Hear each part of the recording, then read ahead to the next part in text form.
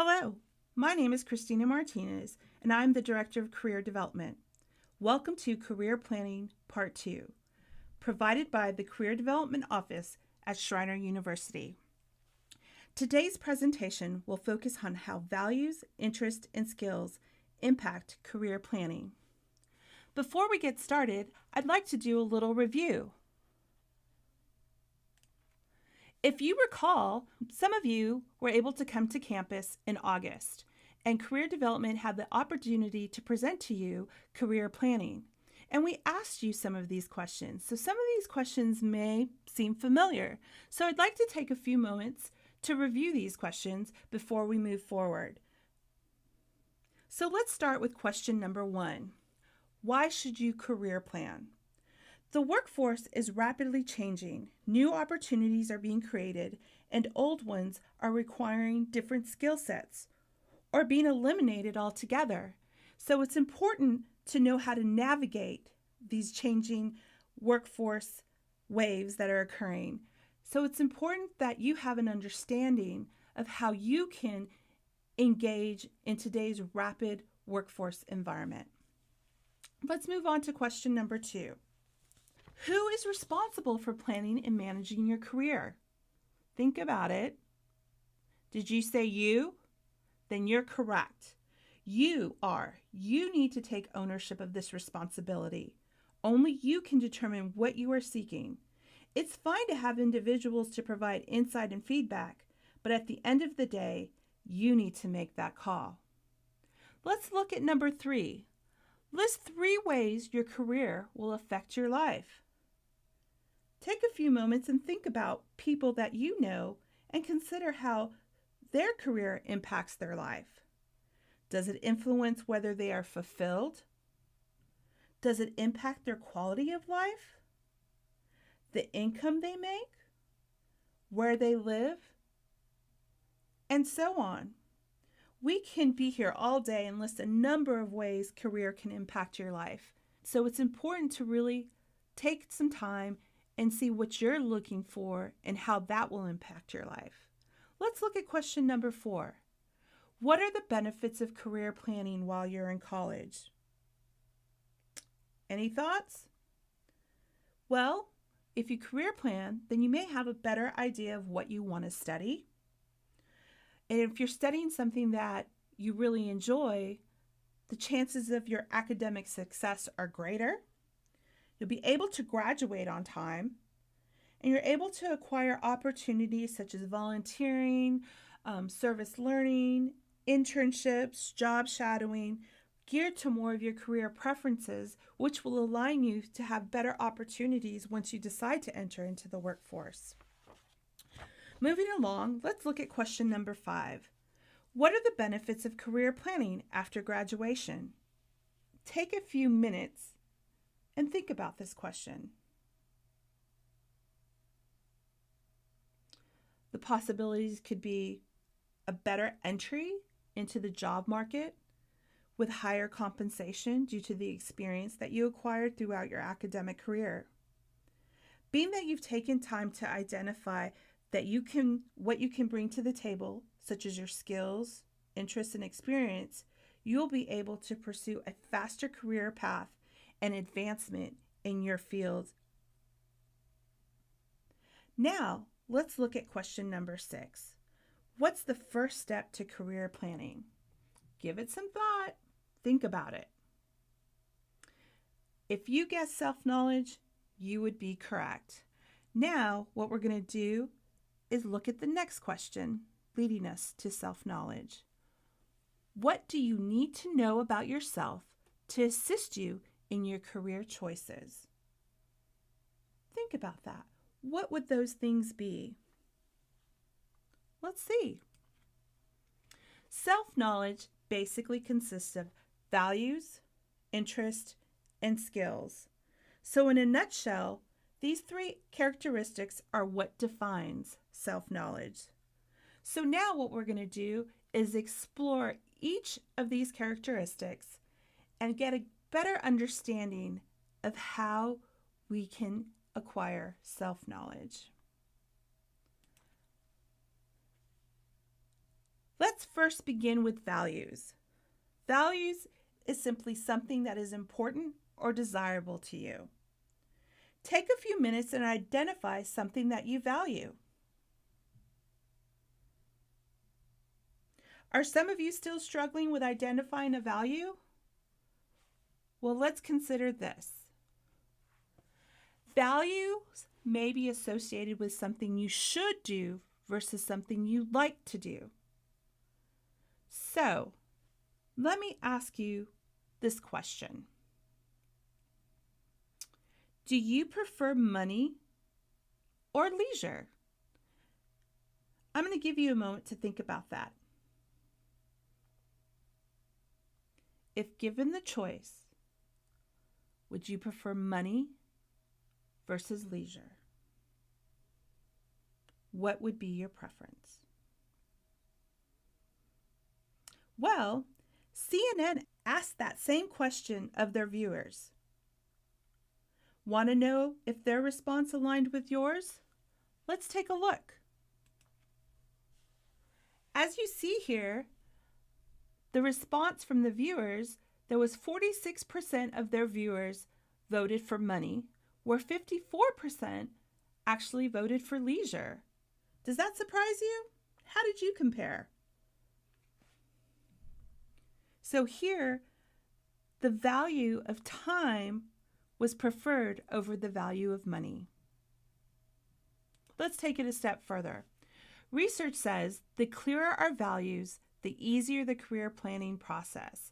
So clarity is key when determining our values. SIGI 3 is another assessment that's well known for individuals to take to measure what they really value. And according to their research and the data that they've received, here are some values that were common values from individuals that they tested. High income, prestige, independence, helping others, security, variety, leadership, and leisure. Do any of these values relate to kind of where you're coming from? Think about values. For example, depending where you are in your career cycle, you may see your values change. Right now, you are considering going into a career that provides a high income, which usually comes from demanding hours, long days, possibly some travel, which is great as you're starting out in your career. Now, fast forward 10 years later, and you're considering other elements that impact your life, such as family, location, fulfillment, etc. From a personal experience, once I got married and my husband and I started a family, I decided to pursue a career that was more family friendly and would complement a balanced lifestyle between my professional life and family life. Due to family being one of my main values when considering a career, that really provided me guidance on what to consider in regards of a career and where I wanted to go professionally. Identifying a value can be somewhat tricky, so consider the following steps. There are 7 steps that you can go through in determining your values. The first part is choosing a value. Looking at step 1, freely and without pressure, meaning that there's no one really giving you pressure to select this value. Let's take the value of helping others. You need to be able to make that decision freely without any influential factors giving you pressure. The second step would be from among alternatives, meaning let's take the value of helping others. When looking at helping others versus, let's say, leisure, which one would you favor? So it's really kind of doing that comparison when you're considering values. And then step 3 is after thinking about the results. So the process of if you did select that, what would that mean for you? Where would that take you? And so forth. Next, we're looking at prizing your values, being pleased with your choices. Again, looking at helping others. If that really gives you satisfaction and joy, then oh, right, then this really is something I'm gravitating to. Step 5, being willing to state publicly, having no shame. If someone says, well, why would you pick that position versus this one? Because you're getting compensated more. And you can basically say, because this position actually aligns with my values of wanting to help others, and here's why. And then as we move along in determining our values, we look at acting on your values. So doing something behavioral, meaning taking action of your values, of what you stated, and moving forward with that, and acting consistently and repetitively. So there's no wishy-washy with that value, standing strong. Again, looking at that value of helping others. These 7 steps would be a good exercise to follow when determining your values and assessing them. Are these really your values? Do you take ownership of these values? Are you following through with your value of choice? And does what you value reflect the actions you are taking? So basically, are you walking the walk and talking the talk when it comes to really defining your values? Now that you've gotten a better understanding of how you should be determining your values as you move forward, now let's look at the next characteristic of self-knowledge, which is interest. Interest are those things a person does for fun or enjoys. Take a few moments to determine, what do you do for fun or enjoy? Do you like hiking? Do you like baking? Do you like working at the community soup kitchen? These are all things that could align with interest. Were you able to come up with something? Interest can be measured in 2 ways. You have your best expressed interest and assessed interest. Expressed interest can be done in a more informal setting, where assessed interest would have more of a formal process. Something similar to like what you did with Focus 2, this assessment that has matrix and are able to do the measurement, where expressed interest is more of just kind of maybe asking someone and giving them choices to be able to select and what you're looking at. So basically, express interest is an informal practice that could easily be determined, where, again, assess interest is more of a formal process that happens. So what I'm going to do at this time is I'm going to actually give you an example of expressed interest. I've provided your instructor with a handout titled Interest Exercise that hopefully you have been provided with prior to this session and that you can refer to. You have 6 career parties to consider. You are only able to select 3 of the career parties. The way you determine which party to attend is by reading the descriptions of each party. Once you have read them all, determine which 3 that most appeal to you. Again, be sure to list your 3 in order of preference. You can record the party numbers in the upper left corner in the box provided.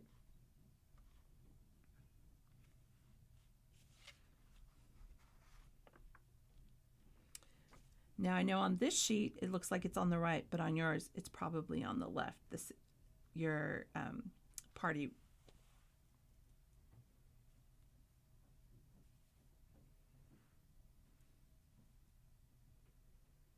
Again, of the 3 that you select, you will need to list them in order of preference. Meaning, if party 3 is what resonates to you and you feel like is more aligns with more of your interests, then party 3 would be go first. And then if party 6 kind of comes in second place, then it would be party 6, and so on. So that's what we want to make sure that you're doing.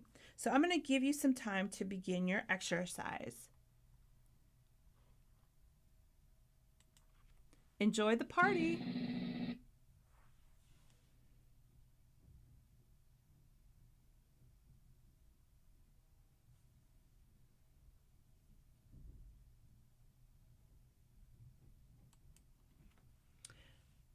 So, how did it go? Did you identify parties to go to? What you just engaged in was an expressed interest exercise. Actually, you engaged in a practice that Dr. John Holland developed in the 1970s. I know the 1970s seems like it was so long ago, but it wasn't too long ago because I was born in the 70s. I won't tell you exactly when. We'll leave that as a mystery. But Dr. Holland suggested that the interest was another way to describe personality characteristics. A person's interest and personality, for the most part, become more stable and less likely to change beginning around the age of 21. He also suggested that individuals that pursued careers that aligned with their interest were more successful, happier, and engaged, which, if you think about it, makes sense. So Holland developed what is known today as the Holland Code Theory, which categorizes people in 6 types known as RACICs, which stands for the following. As you notice on the screen, you'll see letters which represent those categories. So R represents realistic, I investigative, A artistic, S social, E enterprising, and C conventional. So if you're looking at the backside of your interest exercise, you'll be able to notice this acronym and how it's displayed within these 6 categories and see how the letters represent these categories. So if you look at the parties that you selected, you'll be able to identify which categories you fall into to determine your Holland Code signature. The party groups align with the RACIC in the following way. So party 1 are R's, realistic, defined as doers. This group value practical things you can see, touch, and use like plants, animals, tools, equipment, or machines. And they see themselves as practical, mechanical, and realistic. An occupation that would be an example for this category would be an athletic trainer, a fish game warden, a laboratory tech, a software technician, a property manager. These are just a few examples of occupations that would fall within this category.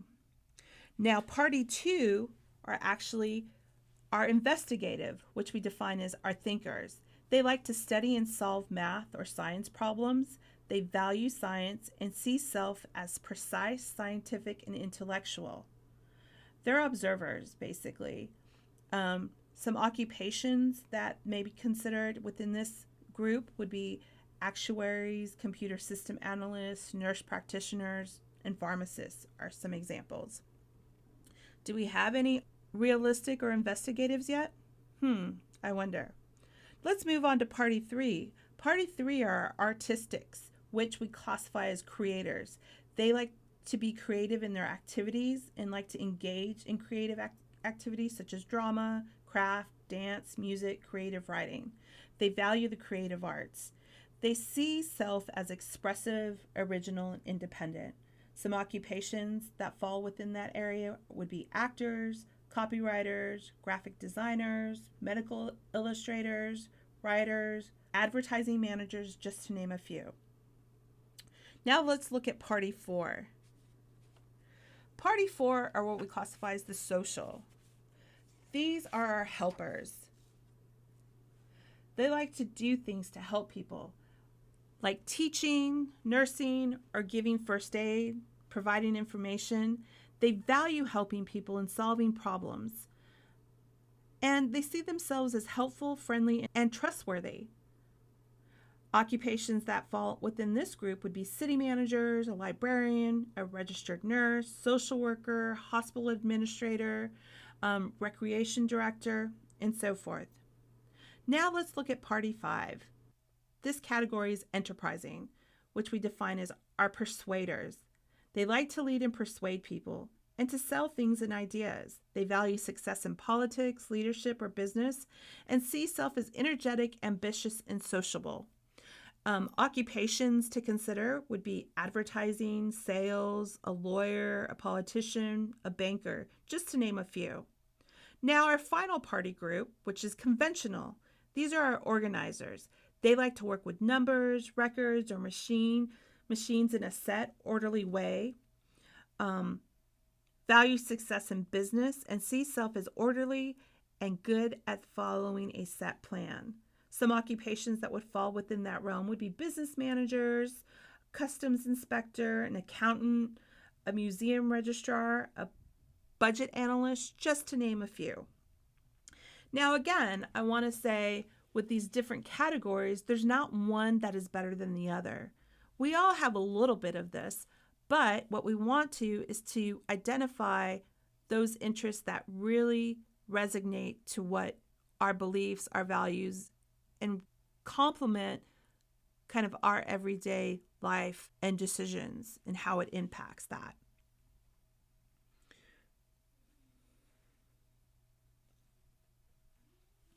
So what I'd like for you to do, now that you have a clearer understanding of what these party groups are and what they represent, is for you to now record what your Holland Code signature would be.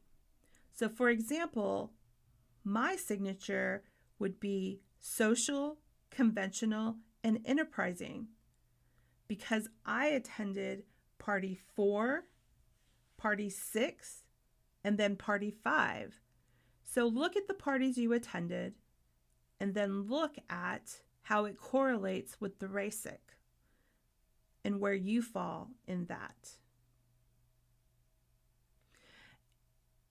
Be sure to record your Holland Code on your form so you can refer back to it later on, because you will be going back to the Focus 2 assessment, and it would be interesting to do a comparison between your results that you did through this exercise versus the results that you did through Focus 2. Now, let's wrap up self-knowledge by looking at our last characteristic skill. Skill is basically what can you do? Things we can do well, behaviors we have learned, acquired, and developed, and special talents and abilities. Think about those talents and abilities such as music, sports, maybe crafts, baking, and so on.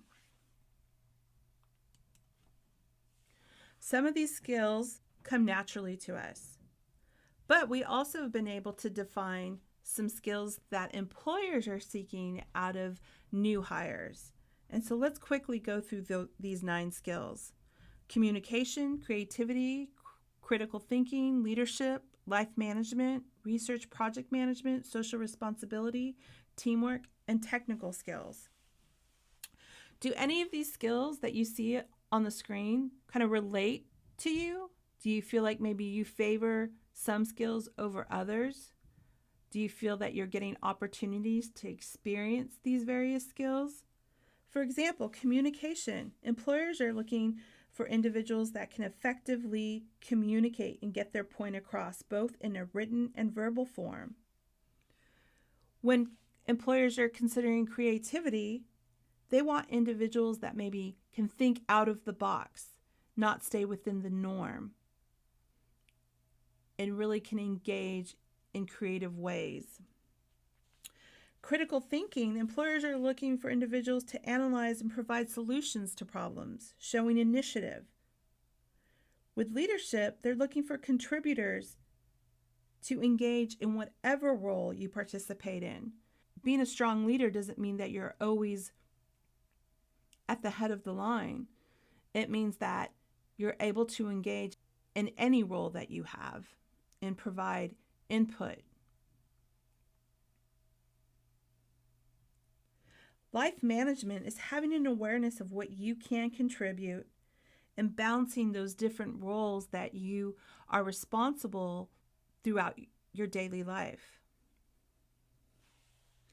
Research and project management is all about investigating and implementing. Social responsibility is your engagement to community and contribution.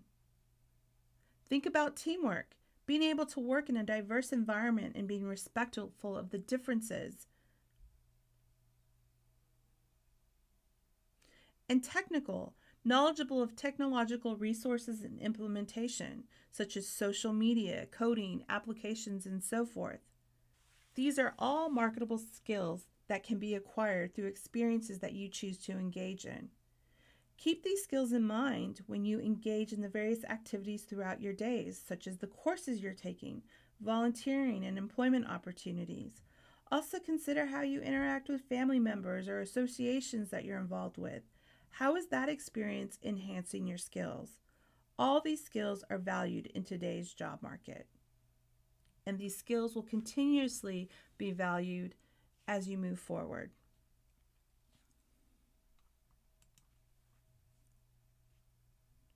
As we wrap up the concept of self-knowledge and its impact to career planning, I want to bring you back to the assessment that you were asked to complete earlier in the semester, known as Focus 2. Now that you have a better understanding of what self-knowledge and how values, interests, and skills are elements in providing a better understanding when exploring career opportunities, I would recommend going back into Focus 2 and looking at your assessment results and evaluate how true they mirror what you are seeking from my career.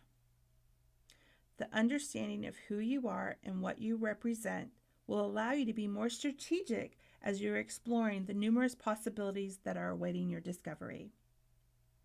Clarity, remember, clarity is key. So for your final assignment, you are to complete an educational plan that your instructor has provided or will be providing you. You will need to go back into Focus 2 in order to answer these questions. Check with your instructor on when it is due. Know that this document will be reviewed and stored in our system for future references when advising, so be sure to answer the questions thoroughly and with deep thought. If you would like further assistance with career planning, feel free to contact one of our career development staff members to schedule an appointment. We can meet with you via phone, Skype, or FaceTime. To schedule an appointment, email us at careerdevelopment@schreiner.edu. In the subject line, enter appointment request, and one of our staff members will reply back. As you can see, we have a pretty good staff. Myself, Ms. Beavers, and Mr. Reese will be able to serve as a career advisor in guiding you in the career planning process. If you're interested in registering through our career system, Jobs for Mountaineer, our career development associate, Ms. Paula Wilson, would be who you'd need to contact. But if you have questions, feel free to contact us at careerdevelopment@schreiner.edu if you have any questions regarding anything in career planning, preparation, seeking a major, or an experience. One of us would be more than happy to assist you.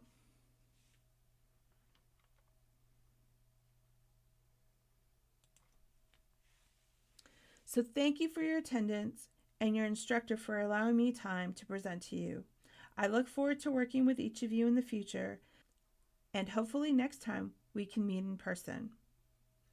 This concludes our presentation on Career Planning Part 2. Good luck.